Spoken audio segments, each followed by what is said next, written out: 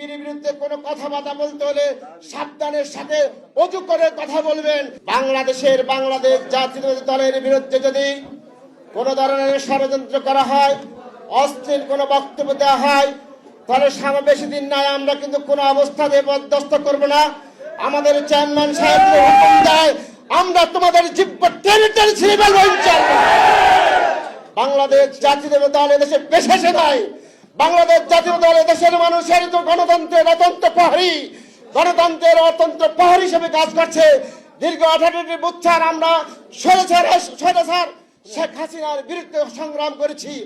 দরকার হলে আবার ওই সরমোনায় তোমার দাঁত দুইটা ভাঙছে আওয়ামী লীগে, প্রয়োজন যদি আমরা বাকিগুলো বেরিয়ে দেবো তোমাকে। তুমি আমাদের নেতার বিরুদ্ধে এই ধরনের অস্থির বক্তব্য দিবা, বাংলার জমিনে তুমি কোথাও কোনো জায়গার মধ্যে মাহফিল করতে পারবে না, তোমাকে মাহফিল করতে দেবো না ইনশাআল্লাহ।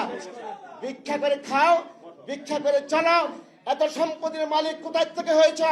বাংলাদেশ জাতীয় উলামা দল তোমাদের বিরুদ্ধে দুদকে মামলা করবে, সেই সম্পত্তির হিসাব তোমাদেরকে দিতে হবে বাংলার জনগণের কাছে। এতে সকল দলের সকল নেতৃবৃন্দকে বলে দিচ্ছি, বিএনপির বিরুদ্ধে কোনো কথাবার্তা বলতে হলে সাবধানের সাথে অজু করে কথা বলবেন।